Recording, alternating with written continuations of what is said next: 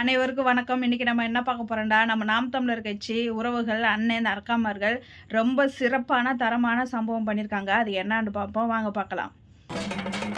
எங்க போயிட்டு வர? புள்ளைக்கு குளுக்கோஸ் வாங்கிட்டு வரேன். அதை அப்படி ஓரமா வச்சுட்டு 2 பேரும் விளக்கு பிடிச்சிக்கிட்டு இருங்க. அவன் பின்பக்கமா தூக்கிட்டு போயிட்டாண்டி.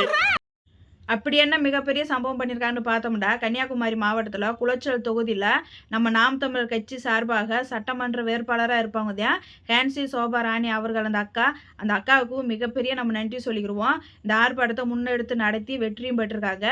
இரணியல் பகுதி, அந்த பகுதியில் மதுபான கடை நடந்துக்கிட்டு இருக்கு, ரொம்ப விறுவிறுப்பாக நடந்துருக்கு. அந்த பகுதியில் ரொம்ப கிட்டையவும் பள்ளிக்கூடம் இருந்திருக்கு, 2 கோயில் இருந்திருக்கு, பொதுமக்கள் அதிக வசிக்கப்படிய ஏரியாவும் இருந்திருக்கு. அந்த மதுபான கடையை அடைக்க சொல்லிதான் ஆர்ப்பாட்டம் பண்ணி வெற்றி பெற்றிருக்காங்க.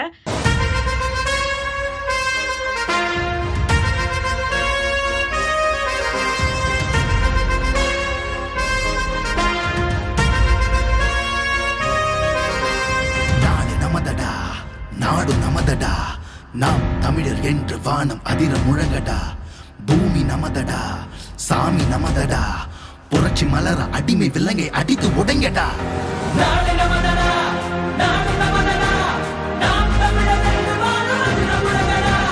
பூமி நமதடா, சாமி நமதடா, புரட்சி மலர அடிமை விலங்கை அடித்து உடைங்கடா. அந்த இரணியல் பகுதியை சேர்ந்த காவல் நிலையத்திலும் போய் நம்ம நாம் தமிழர் கட்சி சார்பாக அனுமதி கேட்டிருக்காங்க. அந்த மது கடையை அடைக்கிறதுக்கும் சரி, அதுக்கு போராட்டம் பண்ணுறதுக்கும் சரி அனுமதி கேட்டிருக்காங்க. அவங்க அனுமதி கொடுக்கவே கிடையாது. எதுக்குண்டா, இது நடத்துறதே ஒரு அரசாங்கம். அந்த அரசாங்கம் நடத்தினாலும் அந்த கட்சி சார்பாக பல பேர் அதில் முதலீடு போட்டுக்கிருக்காங்க, வருமானம் எடுத்திருக்காங்க, பல லாபம் வர வச்சு காவல்துறை அதுக்கு அனுமதி கொடுக்கவே கிடையாது. சரி, பல இடத்துல அவங்க கோரிக்கை வச்சுருக்காங்க, ஆர்ப்பாட்டம் பண்ணுறதுக்காண்டி மனுவும் கேட்டிருக்காங்க. எதுவுமே காவல்துறை கொடுக்காத வச்சு உள்ளுறுப்பு போராட்டம் ஒரு 2 நாள் பண்ணியிருக்காங்க. அதில் ஒரு நாள் காவல்துறை என்ன சொல்லியிருக்காங்க, நீங்கள் இந்த ஆர்ப்பாட்டத்தை இப்போயே கலைச்சிருங்க, நாங்கள் இப்போயே அந்த மதுபான கடையை அடைச்சிடறோம் அப்படின்னு சொல்லியிருக்காங்க. சொன்ன பிறகு சரின்ட்டு அதை கலைஞ்சு போயிருக்காங்க. கலைஞ்சு போன பிறகும் அந்த மறுநாளேவும் அந்த மதுபான கடையை ரொம்ப சிறப்பாக மறுபடியும் ஆரம்பிச்சிருக்காங்க. இதுலேயும் அந்த பகுதியில் இன்னொன்று மதுபான விடுதி ஒன்று நடத்தி வந்துருக்காங்க. அந்த விடுதியை மூடணும்னு சொல்லிட்டு இதே நாம் தமிழர் கட்சி சார்பாக இன்னொரு உறவுகளுக்கு ஒரு அன்னைமார் அதுக்கு கேஸ் போட்டிருக்காங்க. கேஸ் போட்டதில் அது இழுத்து மூடணும் அப்படின்னு சொல்லிட்டு அதுலேயும் உத்தரவு வந்திருக்கு. அந்த உத்தரவு மீறி அதை அடைக்காமல் இருந்திருக்காங்க.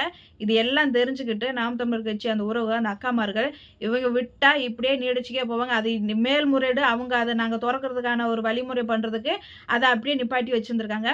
இது எல்லாம் தெரிஞ்சுக்கிட்டது ஏன் இவங்க இப்படியே விட்டு ஆட்டம் போட்டுக்க எதிர்வாங்க, சொன்னால் கேட்க மாட்டாங்க.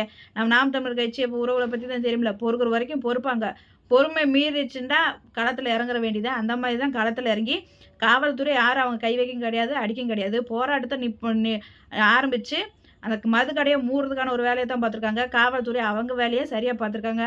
அவங்க என்ன பண்ண முடியும், காவல்துறையே அரசாங்கம் என்ன சொல்லுது அவங்களுக்கு கீழ்ப்படிஞ்சு தானே அந்த வேலையை பார்க்க முடியும். அதை தடுத்துருக்காங்க. குடியாரனுக்கு நாங்கள் பொண்ணை கொடுக்க மாட்டோம், கஞ்சா குடிக்க பையன் குடியாரையும் குடிச்சிட்டு சுற்றுறியாண்டு கேவலமாக பேசுவாங்க. ஆனால் அந்த குடியை விற்கிறதே அரசாங்கம் தான். அந்த அரசாங்கம் விற்கிற அந்த சாராயத்தையும் காவகாக்குறது யார்? அதே காவல்துறை. போலீஸ்காரனுக்கு பொண்ணு கொடுப்போம், மிலிட்ரிக்காரனுக்கு பொண்ணு கொடுப்போம், அரசாங்க உத்தியோகம் வருதுன்னு அந்த அரசாங்க உத்தியோகம் அவங்க எங்கே என்ன வேலை பார்க்குறாங்க? அந்த சாராயத்தை விற்கிறவங்களுக்கு தான் இந்த அரசாங்கம் பாதுகாப்பு கொடுக்குது. இந்த காவல்துறையினரும் போய் அங்கே பாதுகாப்பு கொடுக்குறாங்க. அவங்கள சொல்லி குத்தமில்லை. அவங்க வேலைக்கு நம்ம ஒரு வேலைக்கு போவோன்னு சொன்னால் அவங்க தூக்கி அங்கே தான் போடுறாங்க. அவங்கள இந்த பணத்தை காக்கவும் சாராயத்தை காய்க்கவும் அவங்களுக்கு சலிட்டு போடவும் இதுக்குத்தான் இந்த காவல்துறையின இந்த தமிழ்நாடு அரசு பயன்படுத்திக்கிருக்கு. இப்படி சோறுக்கு எவ்வளவு மானம் கட்டு போய் தெரிய வேண்டியிருக்கு தெரியுமா? பேசுற இங்கிட்டு இந்த வேலை நடந்துக்கிருக்கா. நம்ம தமிழ்நாட்டு முதலமைச்சர் இப்போதான் புதுசாக பிறந்த பேர் வச்ச மாதிரி ஸ்டாலினை தூக்கிட்டு அப்பாண்ட பேர் வச்சு ஒலாவிக்கிருக்காங்கல்ல, ஏதாச்சும் ஒரு அடமொழி வேணும்ண்டு. அப்படி ஒரு முதலமைச்சர் என்னடா சொல்லுவாங்க, இளைஞர்களே மதுவாக குடிக்காதீங்க, உங்கள் உடம்ப கெடுத்துக்கிறாதீங்க, என் மகனா இருந்து கேட்டுக்கிறேன், எங்கள் அண்ணன் தம்பியாக இருந்து கேட்டுக்கிறேன் அப்படின்ட்டு வாயில் வக்கனே நல்லா பேசுவாங்க. அப்புறம் என்ன மயத்துக்கு நீ மதுவை குடிக்காதான்ட்டு சொல்லிட்டு நீயேவும் அந்த காவல்துறையினை பாதுகாப்பு பண்ணி அரசாங்க சம்பளம் கொடுத்து நீ எதுக்கு அந்த மது கடையை நடத்துற? பேசிட்டு இருக்கும்போது இடையில ஐயா ஆனான்னு எதுவும் சொன்னியா? தோல் ஏதாவது வந்து கூட வரும் சில நேரத்தில். உண்மையில சோத்துல உப்பு போட்டு தான் தின்றியா? சொல்லும் போது நாக்கு கூச வேணாமா? நம்ம குடிக்காதன்னு சொல்கிறோமே, அந்த வேலையை தான் நம்ம தான் பண்ணுறோமே, செருப்பை கத்தி அடிப்பாங்களே அப்படின்ட்டு யோசிச்சா நீ அந்த வார்த்தை சொல்லியிருக்க மாட்டா. ஒன்றைய சொல்லி தப்பு கிடையாது, நம்ம தமிழ்நாட்டு மக்களை தான் சொல்லணும். அவங்க விற்கிற மதுவை குடிச்சிட்டு அவங்களுக்கே ஓட்டை போட்டுட்டு மேற்கொண்டு குடியாரனுக்கு பொண்ணு கொடுக்காதுன்னு இருந்து குடிக்கிறவனுக்குன்னா மரியாதை கிடையாது. அந்த குடியை நடத்துறது அரசாங்க வேலைன்ட்டு அதுவும் தெரியுதும் கிடையாது. இதுக்கு சீமான் அண்ணன் சொல்லுவாங்க, இந்த மதுவை ஒழிச்சிட்டு கல்லை உருவாக்கணும். கல்லை உருவாக்கணுமாக்கு விவசாயியும் நன்மை அடைவாங்க, குடிக்கிறவங்களுக்கு பாதிப்பு வராது. இந்த சாராயத்தை குடிச்சா எவ்வளோ குடிச்சாலும் தெரியாது, பைத்தியக்காரங்க கணக்க எங்கே விழுகிறாங்கன்னு தெரியாது. கல்லை குடிச்சுமாக்கு மது கலக்காம, மாத்திரை கலக்காம, போதை கலக்காத இயற்கையாக இறக்குற கல்லை குடிச்சுமாக்கு குடிக்கிற அளவும் தெரியும், அளவுக்கு மீறி அது குடிக்கவும் முடியாது. அளவாக குடித்தா உடம்புக்கு கேடு வராது, விவசாயத்தும் பெருகும், உடம்புக்கும் கேடு கிடையாது, நாட்டுக்கும் நல்லது. அதனால நிறையா பயன்படலாம். அதனால தான் கல்லை இறக்கணுண்டு சீமான் அண்ணன் சொல்கிறப்ப இது திருட்டு திமுக அரசும் சரி, எல்லா கட்சியினரும் சரி கிண்டல் அடித்தாங்க, சிரிச்சாங்க. போய் கல்லை குடிக்கிற சொல்கிறாங்க. அப்போ நீங்கள் இந்த சாராயத்தை குடிக்கிறதுக்கு பாதுகாப்பு போட்டு குடிக்கிறது நல்லது. கல் இயற்கையாக மரத்துல இருந்து இறக்குறது கெட்டது. இவங்க என்னென்னத்தவோ போட்டு போதை ஏற்றுறதுக்கு விற்கிறது நல்லது. திருட்டு திமுக அரசு மட்டும் இந்த வேலை பண்ண கிடையாது. அதிமுக ஆட்சியில் இதை விட சிறப்பாக பண்ணியிருந்தாங்க நம்ம அம்மையார் ஜெயலலிதா அவர்கள். குடிக்கிறவங்க குடிச்சிட்டு ரோட்டில் விழுகாதீங்க, சாராயம் குடிக்கிறவங்க ரோட்டில் விழுகாதீங்க, அவங்களுக்கு வீட்டிலே விழுங்க, அதுக்கு நான் தகரத்தில் செட்டு அமைச்சு கொடுக்குறேன்ட்டு தகரத்தை அடித்து அதுக்கு ஒரு ஏசியை மாட்டி, இப்போல்லாம் சிமெண்ட்லேயே கட்டிடுறாங்க, இப்போ கட்டடமாகவே கட்டிடுறாங்க.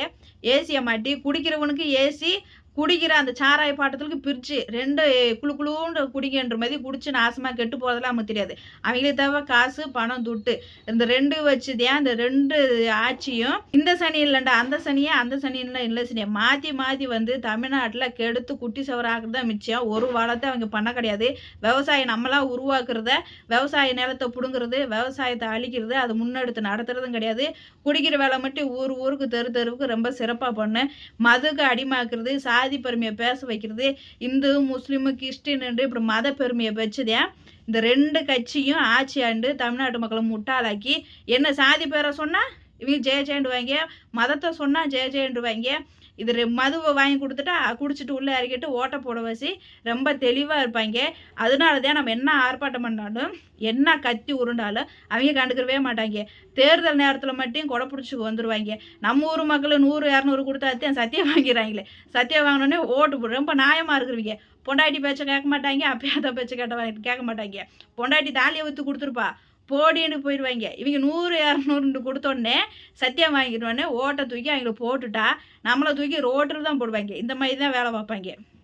பெரிய குறுப்பே இருக்கு. நாங்கள் என்ன பண்ணுறது, ரெட்டலைக்கும் சூரியன்லாம் சொல்ல மாட்டாங்க, உதய சூரியனுக்கும் நாங்கள் ஓட்டு போட்டு அந்த கை பழையிருச்சு நடுக்கம் எடுக்கும். அது ரெட்டலைக்கும் இல்லைண்டா சூரியனுக்கு ஓட்டு போடல நடுக்கம் எடுக்கும் அப்படின்வாங்க. இந்த ரெட்டலையும் சூரியனும் ஓட்டை போட்டு நாட்டை அவங்கள கொடுத்தா நம்ம சீமான் அண்ணன் சொன்ன மாதிரி உங்களை தூக்கி ரோட்டில் தான் போடுவாங்க. இது 2ம் தூக்கி எறிஞ்சிட்டு மாற்று கட்சி தான் நம்ம சீமான் அண்ணன் நாம் தமிழர் கட்சி. விவசாயத்துக்கான ஒரு வேலையும் விவசாயத்தை முன்னெடுக்கிறவங்க எல்லா ஒரு தொழிலுக்கும் சிறப்பான ஒரு கட்சி நம்ம நாம் தமிழர் கட்சி. சீமானனை தேர்ந்தெடுத்தாத்தான் இந்த இதெல்லாம் மாறும், நாடு வளமாகும், தமிழ்நாடு சிறப்பாகும்.